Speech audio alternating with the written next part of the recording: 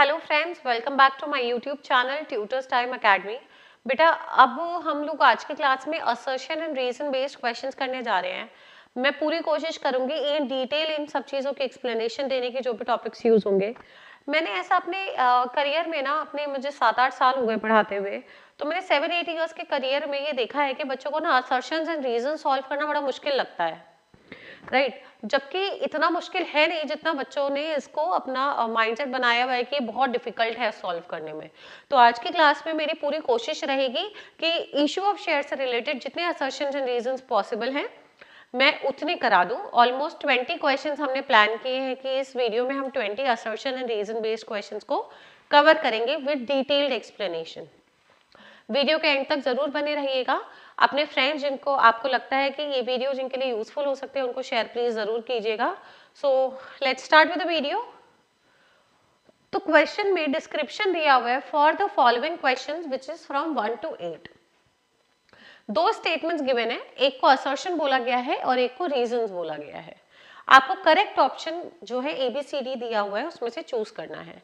आपका option A है, ए is correct, यानी कि असर्शन जो है वो करेक्ट है एंड रीजन रॉन्ग है, राइट। देखो, आपका जो असर्शन एंड रीजन होना चाहिए ना, एक दूसरे से रिलेटेड होना चाहिए। असर्शन एक स्टेटमेंट होती है और रीजन उसका रीजन होता है कि ऐसा क्यों है। अगर आपको लगता है कि दोनों वैलिड है तो आप आगे मतलब उस या असर्शन सही है पर रीजन इसका ये नहीं होना चाहिए, इस तरीके से आपको कॉन्सेप्ट लगाना पड़ेगा इसमें, राइट। सेकंड ऑप्शन है असर्शन एंड रीजन दोनों करेक्ट है बट आर करेक्ट एक्सप्लेनेशन नहीं है ए की। A and R both incorrect, both A and R correct and R is the correct explanation for A. These are the 4 given options to you. पहला question आता है, cumulative preference share capital is the share capital in which unpaid amount of dividend is to be paid in the next year along with the unpaid dividend of previous year. इसका मतलब है cumulative preference share capital वो share capital होती है जो अगर हम मानिए availability due to insufficient profits, अगर हम किसी एक साल का प्रॉफिट पे डिविडेंड उनको नहीं दे पाए तो नेक्स्ट ईयर हमें दोनों का मिलाकर देना पड़ेगा, राइट। यहां पर आता है participative preference shares holders are the who has the right to participate in the decision making. तो बेटा देखो, इसमें करेक्ट तो ये वाली स्टेटमेंट भी है, ये भी है, बट क्या आर आपका ए को जस्टिफाई कर पा रहा है? नहीं, क्योंकि ए जो है वो क्यूमुलेटिव प्रेफरेंस शेयर्स के बारे में है, रीजन जो है वो पार्टिसिपेटिंग प्रेफरेंस शेयर्स के बारे में है, तो ये जस्टिफाई तो नहीं कर पा रहा। But both this statements are individually right. तो हमारी जो करेक्ट आंसर बनेगा वो क्या बनेगा? Both assertion and reason are right but R is not the correct explanation for A, which is the option number B. So option number B will be my correct answer for the question number 1. All right. So the next question is, a company must receive minimum subscription when the company is offering public shares to the public. ठीक है, in default to receive minimum subscription the company could not allot its shares, right? ये बात तो ठीक है, but there is a concept of underwriters also. जब हमें minimum subscription नहीं मिला तो हम अंडरराइटर्स को पहले ही अपॉइंट करके रखते हैं जब हमें डाउट होता है। तो अगर मिनिमम सब्सक्रिप्शन का केस है बट हमने अंडरराइटर्स को अपॉइंट किया हुआ है, उस केस में though it's the case of minimum subscription but still the shares can be issued, right. So individually A भी ठीक है, इंडिविजुअली आर भी ठीक है, but R is not the correct explanation for A. So again इसमें option number B will be my correct answer, right. Now the third question, assertion the liability of a shareholder is limited up to the nominal price of the share subscribed by one. मतलब जितने shares उसने subscribe किए हैं उतने के तक उसकी liability है, right. Paid up share capital is the amount of the nominal value of the share, nominal means the face value of the share that have been called by the company for the payment by the subscriber towards the share. तो बेटा ध्यान से पढ़ना, यहाँ पर बात की गई है पेड अप की और यहाँ पर बात की गई है कॉल्ड अप की। तो क्वेश्चन कह रहा है the paid up share capital nominal यानी कि फेस वैल्यू ऑफ शेयर का वो पार्ट होता है जो कंपनी ने कॉल किया है, लेकिन ऐसा नहीं होता, कॉल के साथ वो पेड होना बहुत जरूरी होता है। So this is wrong but A is right. तो हमारी स्टेटमेंट क्या आई, A is right but R is wrong. तो इसके लिए बेटा हमारा करेक्ट ऑप्शन क्या जाएगा, A is right but R is wrong. So option number A will be my correct answer for third question. Got it?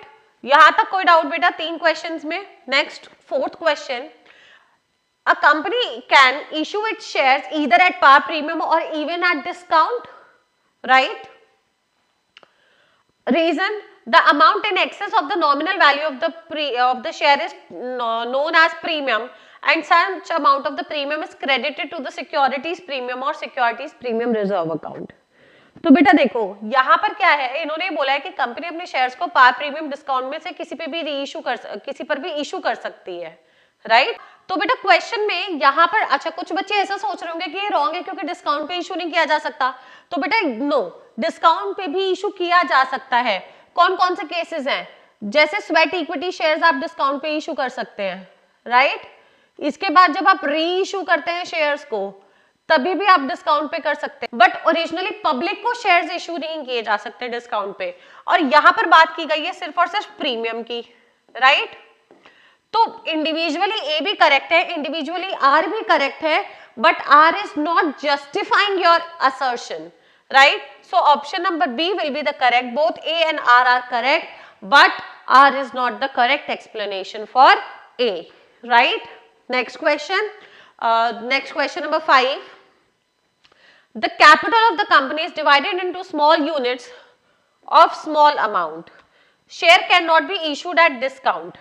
बेटा देखो दोनों, तो पहली बात तो आप इस बात में ये समझिए कि दोनों इंडिविजुअली करेक्ट है, राइट? बट यहाँ पर कहीं जस्टिफिकेशन नहीं आ रही है हमारे पास कि ए का रीजन हमें नहीं दिया हुआ कि उसको स्मॉल यूनिट्स क्यों बोला जाता है, शेयर क्यों बोला जाता है।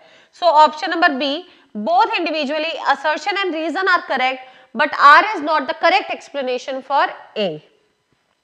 Next, securities premium can be utilized to write off the preliminary expenses of the company.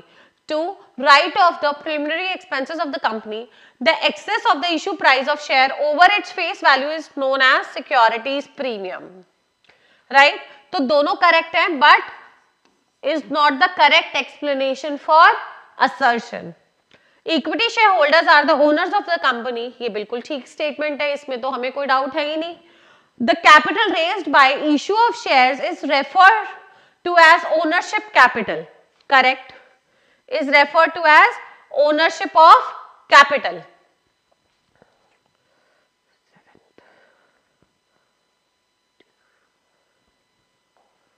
Right? Clear है?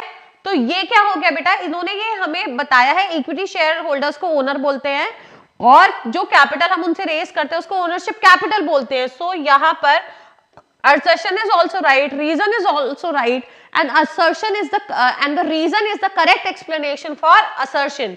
तो आपका ऑप्शन नंबर कौन सा बनेगा वो चेक करो। Assertion both are correct and AR is the correct explanation for A. So option number D will be your correct answer in this, right? Next question, the equity shareholders are paid dividend on the share held by them. Correct? ये statement तो हमारे पास correct है। Next है जो उनके पास share जितने की share holding है उतने पे उनको डिविडेंड मिलेगा, and equity share holders owners होते हैं और उन डिविडेंड उनकी अर्निंग्स होती है।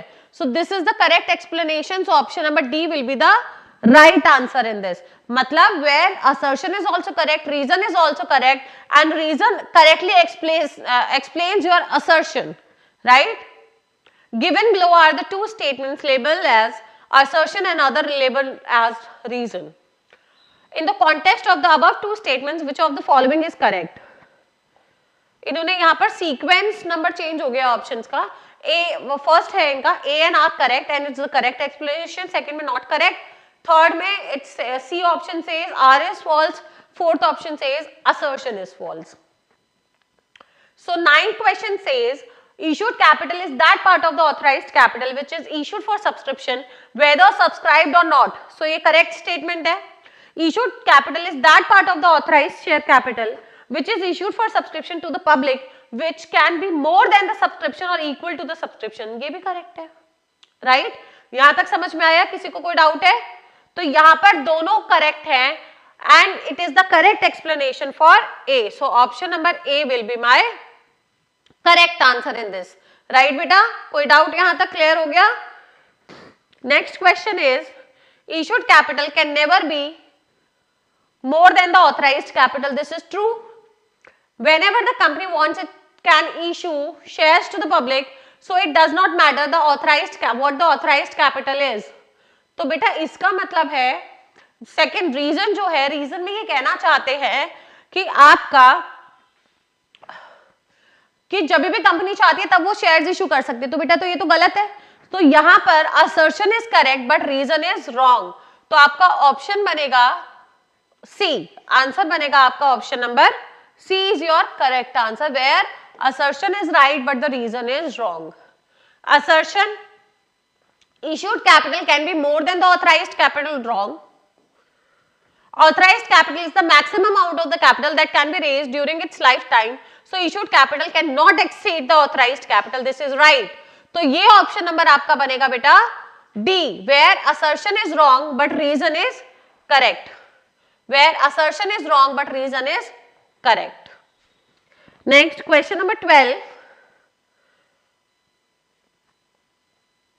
Pro rata allotment is made in the event when the shares are undersubscribed. No, when the shares are oversubscribed. Pro rata allotment is made in the case of oversubscription as the subscription received for the amount which is more than the issued capital. So this statement is correct. वापस से आपका option बनेगा D, where the assertion is wrong but the reason is correct. Clear हुआ बेटा यहाँ तक? Next, let's move on to the next question. Question number 13. Securities premium can be collected at any point like application allotment or even at calls. The securities premium can be collected at any point of the time, but if it is not mentioned, it is to be collected, presumed to be have collected at the time of allotment. Yes, this is true. क्योंकि जब हमें कुछ भी नहीं बताया होता तो हम इसको ट्रू मानते हैं. So here assertion and reason both are correct and R is the correct explanation for A. So आपका option number A will be the correct answer. Got it? Question number 14. The application money received in excess of the allotment money is always transferred to calls in advance account. No, कई बार हम उसको refund भी कर सकते हैं और जब हम calls in advance account नहीं खोल रहे उस केस में हम लोग उसको पर्टिकुलर कॉल जो रेस्पेक्टिव कॉल है उसमें भी ट्रांसफर कर सकते हैं. तो this is wrong.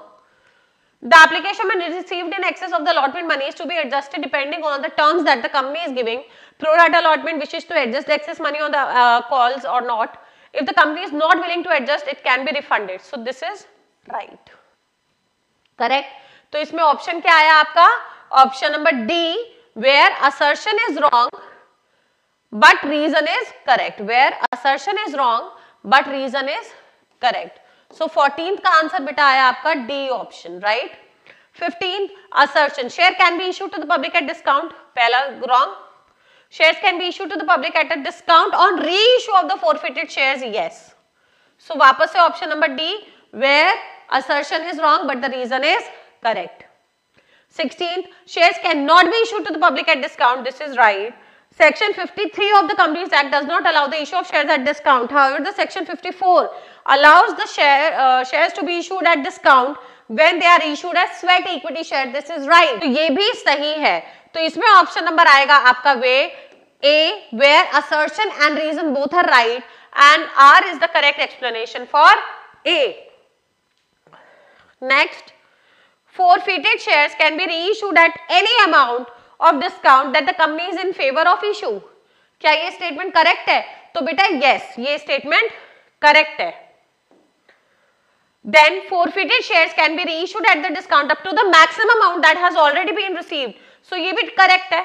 So this is option number A where assertion and reason both are right and reason is the correct explanation for A. क्योंकि देखो दोनों में जो बात की गई है वो बात की गई है डिस्काउंट पे शेयर्स इशू करने की और सेकंड स्टेटमेंट में बताया गया कि कितना डिस्काउंट दिया जा सकता है. So R is the correct explanation for A. Next part 3 आता है आपका. यहाँ पे ऑप्शन साथ में दिए गए हैं आपको. You have to choose it from here only. Securities premium cannot be utilized for writing of the loss on sale of a fixed asset. ठीक है, correct.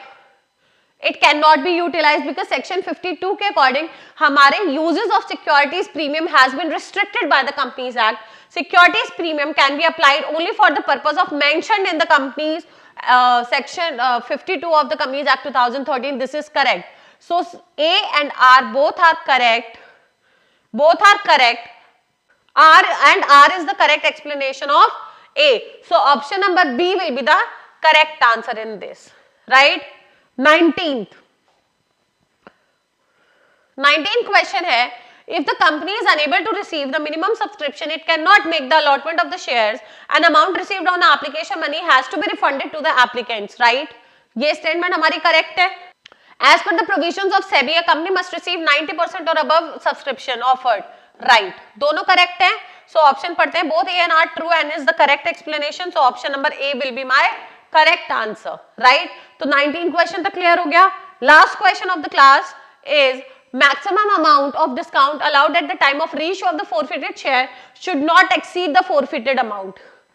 Correct? The excess amount of forfeited share is transferred to the capital reserve account. ये भी correct है बेटा. ठीक है, तो दोनों statement correct है, but यहाँ पर ये नहीं बता रहा कि डिस्काउंट मतलब जो सेकंड स्टेटमेंट बात की गई है वो हमारी असर्शन से रिलेटेड नहीं है, बट स्टेटमेंट करेक्ट है. तो हमारा करेक्ट ऑप्शन बनेगा option number B where assertion and reason both are true but R is not the correct explanation for A. Got it? यहां तक समझ में आए? तो हमने बेटा इस क्वेश्चन में प्रैक्टिस किए 20 assertion and reason based questions जो कि बोर्ड पॉइंट ऑफ व्यू से बहुत इंपॉर्टेंट है. राइट? आई होप आपको वीडियो पसंद आई होगी. सो चैनल को लाइक शेयर सब्सक्राइब करना ना भूलें. बेल आइकन को भी प्रेस कर दे ताकि आने वाली सारी वीडियोस की अपडेट आपको पहले मिल जाए. ओके बेटा, thank you, bye, take care, stay happy, stay healthy. आपको किसी और टॉपिक के बारे में वीडियो चाहिए तो आप हमें कमेंट सेक्शन में प्लीज बताइएगा. Thank you.